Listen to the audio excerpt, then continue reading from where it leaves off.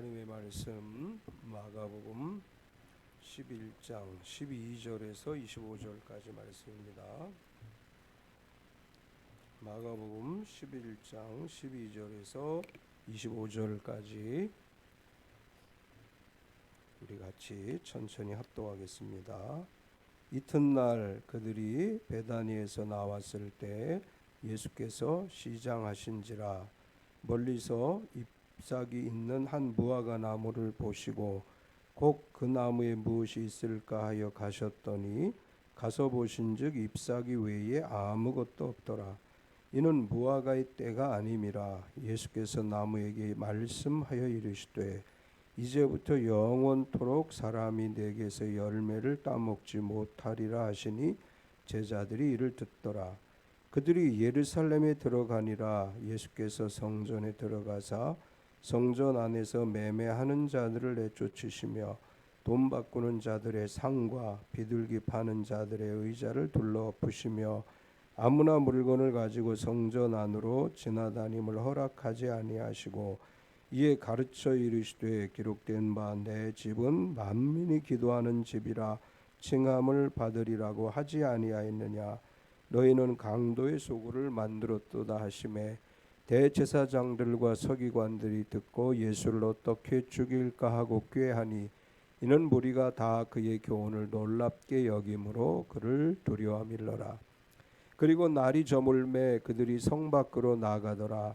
그들이 아침에 지나갈 때 무화과 나무가 뿌리채 마른 것을 보고 베드로가 생각이 나서 여짜오되 라삐어 보소서 저주하신 무화과 나무가 말랐나이다.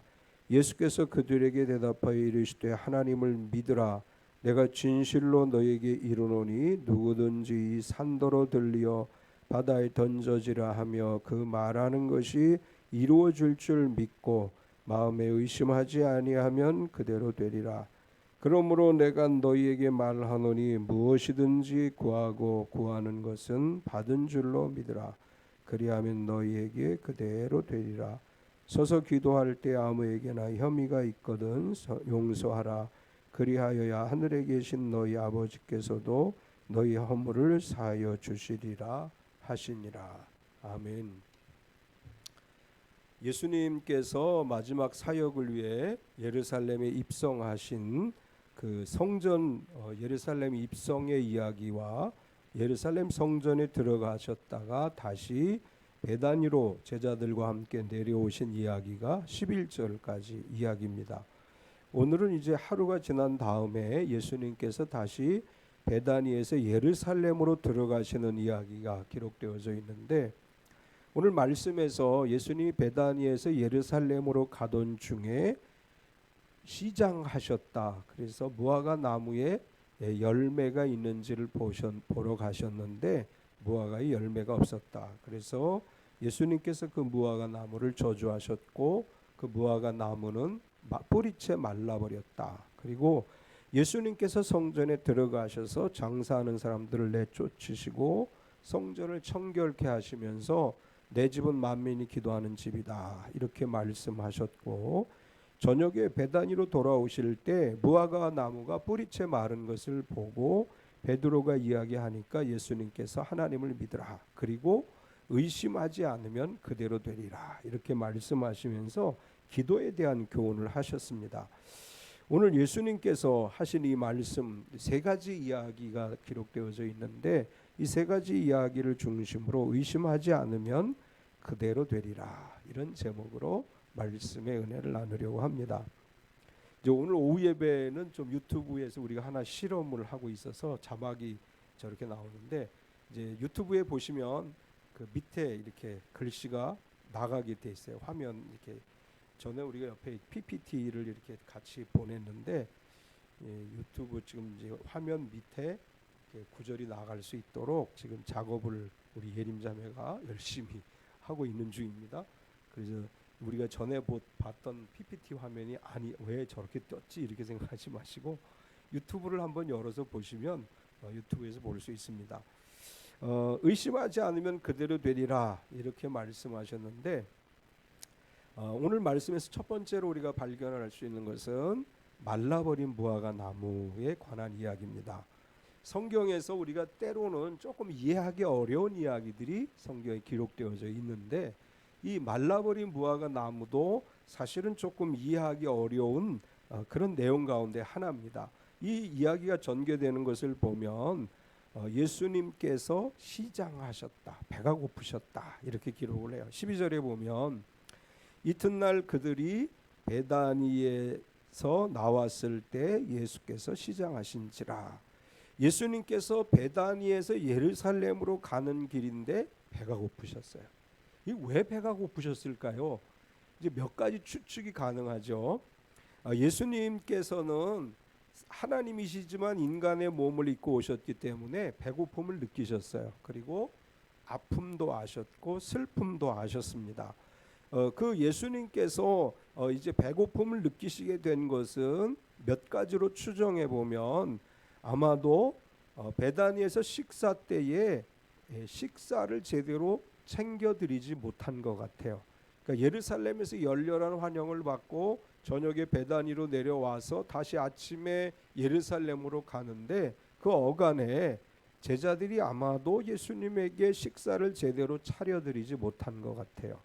예수님께서는 종종 인자는 머리 둘 것이 없다라고도 말씀을 하셨고 제자들이 먹을 게 없어서 밀밭 사이에서 밀을 손으로 비벼 먹기도 했습니다.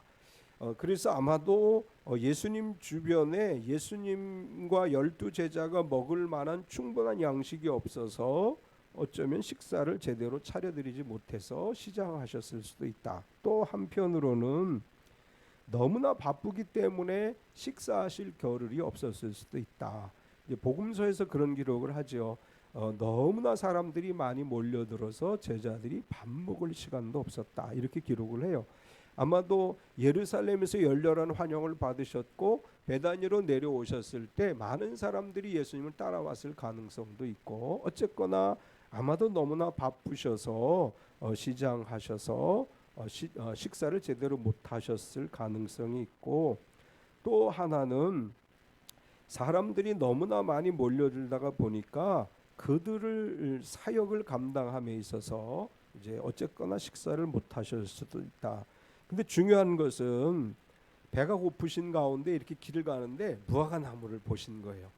그래서 무화과 나무에 가서 그 무화과 열매가 있으면 따 먹으려고 하셨는데 무화과 나무에 열매가 없었다. 이렇게 기록을 해요. 13절에 보면 멀리서 잎사귀 있는 한 무화과 나무를 보시고 혹 그 나무에 무엇이 있을까 하여 가셨더니 가서 보신즉 잎사귀 외에 아무것도 없더라. 이는 무화과 떼가 아님이라. 얼마나 배가 고프셨으면 나무에 혹시라도 열매가 좀 있으려나 그리고 그 열매를 따기 위해서 가셨다는 거예요. 그런데 열매가 없었다. 근데 마가는 뭐라고 기록했느냐 하면 무화과 떼가 아니다 이렇게 기록을 했어요. 무화과 떼가 아니라는 것은 무화과가 열리는 시기가 아니라는 거죠. 지금은 무화과가 열릴 때가 아니에요. 그런데 예수님께서 무화과 나무가 혹시나 있으려나 하고 갔더니 열매가 없었다. 아니 무화과가 열리는 시즌이 아니면 열매가 없는 거 당연한 거잖아요. 그 열매가 없었어요. 그런데 예수님은 무화과 나무를 저주하셨습니다. 14절을 보면 예수께서 나무에게 말씀하여 이르시되 이제부터 영원토록 사람이 내게서 열매를 따먹지 못하리라 하시니 제자들이 이를 듣더라. 아니 우리가 이렇게 예수님에게 질문할 수 있어요. 예수님 지금 무화과 때가 아니잖아요. 근데 열매가 없으니까 그건 당연한 거 아니에요? 근데 왜 나무를 저주하셨어요? 우리 이렇게 질문할 수 있어요. 당연하잖아요. 아니 열매가 열릴 때가 아닌데 열매 없다고 나무를 저주한다. 이 좀 이해가 안 되는 부분이에요. 근데 정말로 예수님이 저주하신 대로 무화과 나무가 뿌리채 말라버려요. 19절에서 20절까지를 보면 그리고 날이 저물매 그들이 성 밖으로 나가더니 그들이 아침에 지나갈 때 무화과 나무가 뿌리채 마른 것을 보고 제자들은 아침에 예루살렘으로 들어가면서 예수님 저주하셨는데 저녁 때가 돼서 보니까 그 나무가 완전히 말라서 죽어버렸어요. 그래서 예수님에게 이야기해요. 예수님 말씀하신 저 무화과 나무가 말라버렸습니다. 그 이제 질문 가운데 이런 내용이 포함된 거예요. 아니 예수님 무화과 시즌이 아니잖아요. 지금 열매를 거둘 때가 아닌데 그 열매 없다고 해서 저주하니까 저 나무가 말라버렸네요. 이 도대체 무슨 일이죠? 좀 이해하기 힘든 일이죠. 이것을 해석함에 있어서 여러 가지 해석을 합니다. 이제 여러 이 주석가들의 주석을 보면 어떤 분은 이런 해석을 했어요. 무화과 시즌이 아니더라도 예수님이 원하실 때 열매가 있어야 되는데 없었기 때문에 저주하신 것이다. 이것은 성도들에게는 어떤 의미가 있느냐 하면 주가 쓰시겠다 하면 주님이 쓰실 수 있도록 우리가 준비되어 있어야 한다. 이제 이렇게 해석하는 사람이 있습니다. 또 하나는 시즌이 아니라 해도 이스라엘의 무화과들은 아주 작은 열매들이 맺히기도 한대요. 그러니까 무화과 시즌에는 좋은 무화과가 열리지만 시즌이 아닐 때에도 약간의 무화과들이 열리는 경우들이 있었다고 해요. 여기 마가는 뭐라고 기록하냐면 잎사귀가 있는 무화과라고 표현을 했어요. 이야기는 잎사귀가 어느 정도 달려 있는 무화과는 시즌이 지나도 작은 열매가 열리는 경우들이 있다. 그래서 예수님이 거기까지 가신 것인데 잎사귀는 있는데 작은 열매가 없기 때문에 저주하셨다. 이제 이것은 우리 신앙에 어떻게 적용할 수 있느냐 하면 나무 잎만 무성하고 열매가 없는 신앙에 대해서는 하나님이 그것에 대해서 책망하신다. 이제 열매가 없는 신앙은 온전한 신앙이 아니라는 얘기예요. 잎사귀는 무성하지만 열매가 없다면, 말은 많이 하는데 신앙의 결실이 없다면 하나님이 기뻐하지 않는 것이다. 이제 이렇게 해석하는 분이 있습니다. 또 하나는 예수님께서는 아주 의도적으로 하나의 다른 가르침을 주시기 위해서 이 무화과 나무를 저주하신 것이다. 이렇게 보고 있습니다. 이것은 뒤의 이야기와 연결해서 볼 때 예수님께서 믿음과 기도를 가르치기 위해서 그 나무가 열매가 없는 시즌임에도 불구하고 의도적으로 그 나무를 저주하신 것이다. 이제 이렇게 보는 견해가 있습니다. 이렇게 이제 무화과 나무에 열매가 없어서 여전히 배고프신 채로 이제 예루살렘에 들어가신 거예요. 두 번째 이야기는 뭐냐면 내 집은 만민이 기도하는 집이다. 성전에 가셔서 성전을 청소한 이야기를 기록합니다.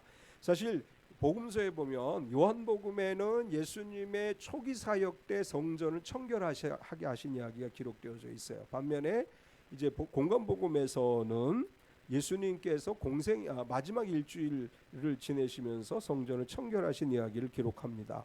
예수님께서 성전에 들어가셨을 때 성전에 장사꾼들이 있었어요. 15절에 보면 그들이 예루살렘에 들어가니라. 예수께서 성전에 들어가사 성전 안에서 매매하는 자들을 내쫓으시며 돈 바꾸는 자들의 상과 비둘기 파는 자들의 의자를 둘러엎으시며. 이제 우리 이야기를 너무 많이 들어서 잘 알죠. 왜 성전 안에서 장사를 했냐? 그건 이제 좀 합리적인 이유를 대는 거예요. 1년에 3번, 3차례의 유월절 절기를, 유월절 또 77절, 그 다음에 장막절을 지낼 때 성전에 제물을 가지고 가야 되는데, 보통 자기 집에서 예루살렘까지 짐승, 양이나 뭐 소, 비둘기 이런 걸 가지고 오는 건 쉬운 일이 아니기 때문에 예루살렘 성전 한 구덩이에서 이런 제물들을 팔고 있었다.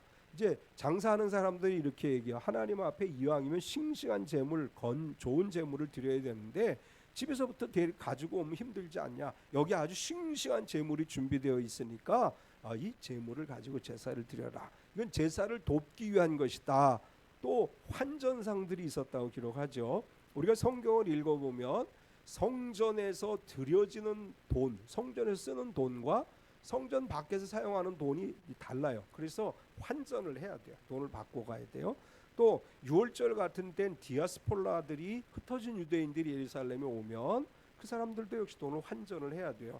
그러니까 이 성전 안에 이렇게 장사하는 이제 곳을 만들어서 거기서 제물을 팔고 그 다음에 돈을 바꿔주는 건 예배를 돕는 일이다. 사람들이 이렇게 생각할 수 있습니다. 어쨌거나 그렇지만 이 짐승들 이런 것들을 판매하도록 누가 허락하느냐 하면 대제사장이 허락하는 거예요. 사실 대제사장은 이렇게 얘기를 해요. 성전을 유지하고 보수하기 위해서는 관리비가 필요한데 저 사람들을 장사하게 내어주고 그들에게 자리세를 받아서 성전을 운영합니다. 이렇게 얘기해요. 우리가 리베이트라고 하죠.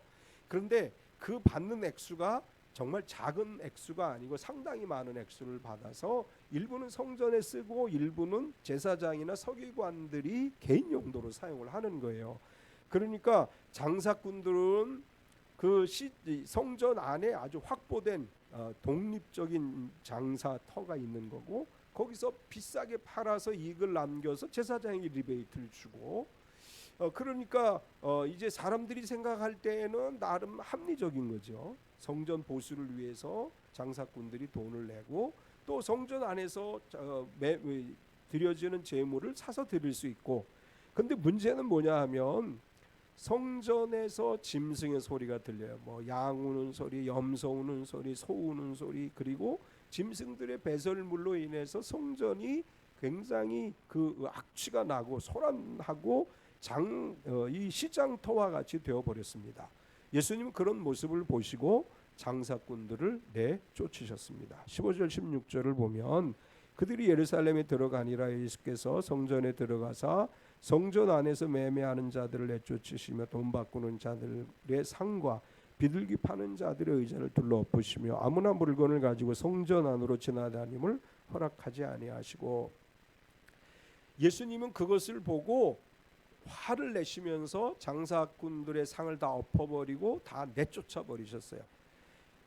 우리가 일석삼조라고 생각할 수도 있지 않아요? 예수님 이렇게 말할 수 있어요. 예수님 우리가 저 먼 데서부터 예루살렘에서부터 저 먼 나사렛에서부터 재물을 가져오는 것보다 그냥 성전에 사서 쓰면 되잖아요.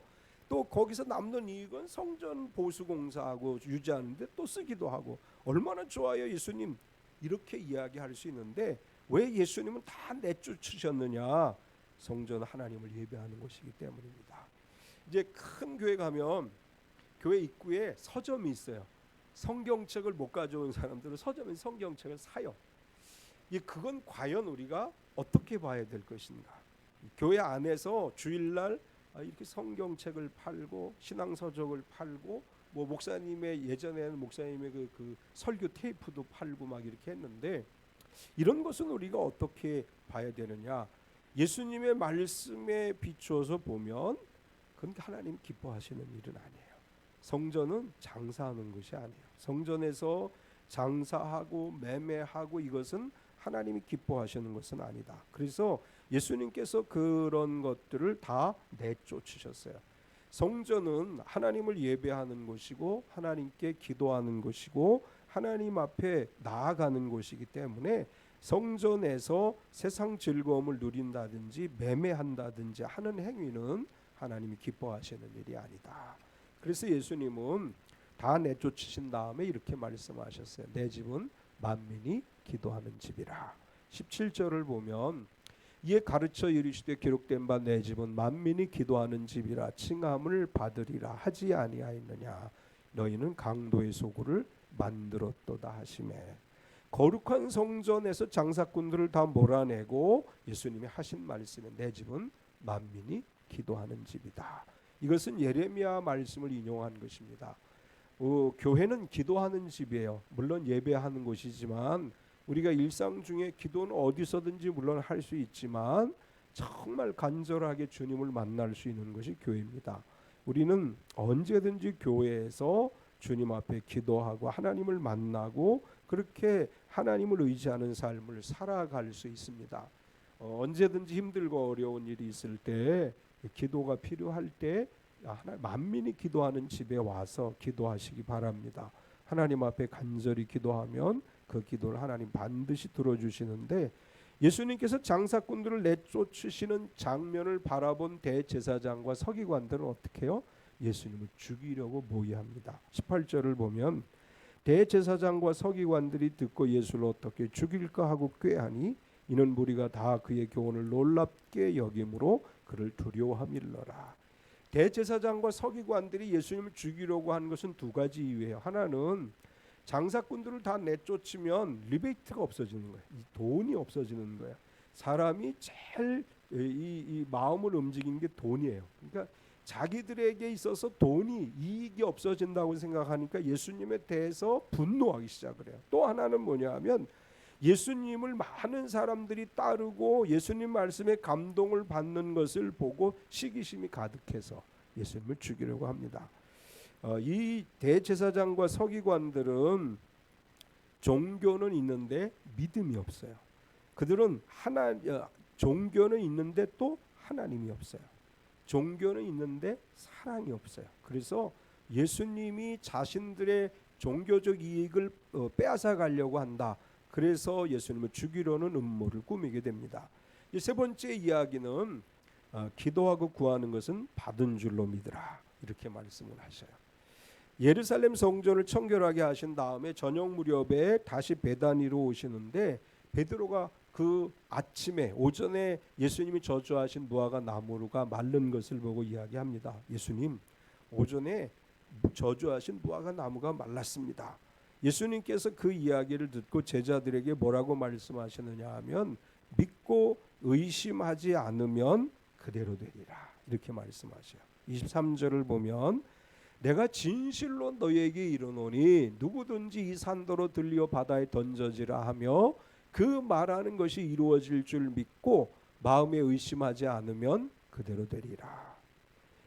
산 보고 야 너 저 바다에 가서 바다 메꾸어줘, 이렇게 하면 안 되잖아요. 그게 될 수가 없는 거잖아요. 근데 예수님 뭐라고 말씀하시냐면 봐라, 내가 오전에 무화과 나무 보고 다시는 열매를 맺지 못할 것이다 라고 이야기했더니 말라버렸다.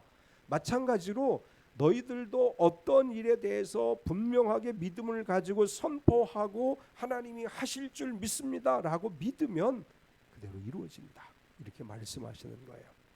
여기서 예수님이 우리에게 주시는 교훈은 뭐냐 하면 믿음을 가지고 선포하라는 거예요. 믿음을 가지고 선포하라. 그리고 의심하지 말라. 왜냐하면 하나님은 창조주 하나님이시기 때문이다. 하나님께서 반드시 이루어 주실 것을 믿고 간절한 마음으로 믿음으로 선포하면, 그리고 의심하지 않으면 그대로 이루어질 줄 믿습니다. 우리 참빛교회 우리 성도님들이 믿음으로 선포하는 일을 잘 하셔야 돼요. 마음속으로만 담고 있는 것이 아니라 믿음으로 선포하세요. 그리고 그것이 이루어질 것을 믿고 의심하지 마세요. 그러면 그것이 분명하게 이루어질 줄 믿습니다. 예수님은 계속해서 기도하고 구한 것은 받은 줄로 믿으라. 24절 우리 같이 읽어보겠습니다. 그러므로 내가 너희에게 말하노니 무엇이든지 기도하고 구하는 것은 받은 줄로 믿으라.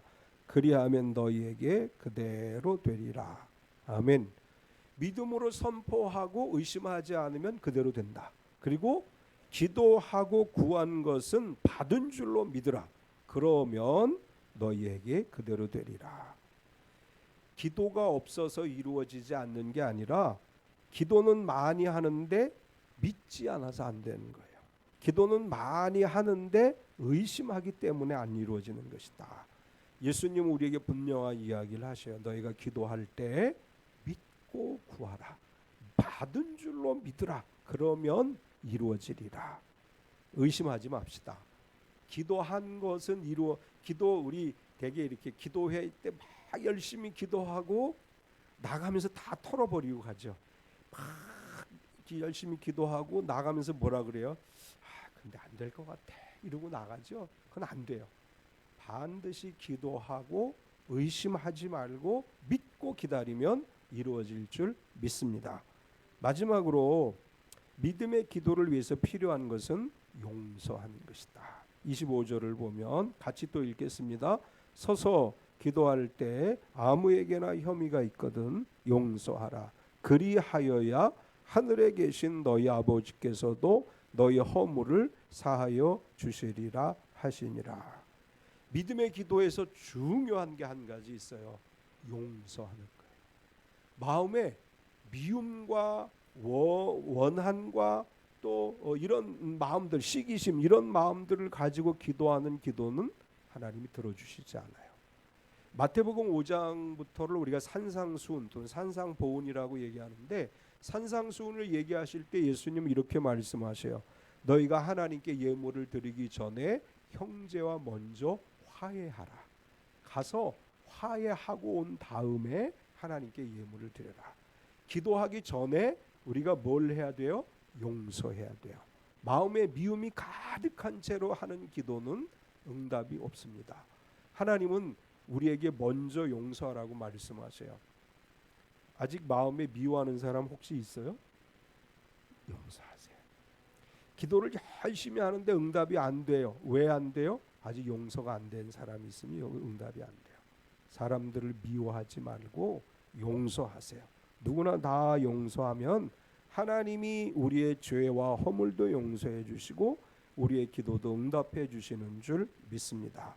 먼저 우리 가정에서부터 용서가 이루어져야 되죠. 형제 자매들에게 대한 부모 자녀 간에 또 이웃 간에 또 직장 안에서 참 미움, 늘 보기만 해도 미운 사람 용서하셔야 돼요.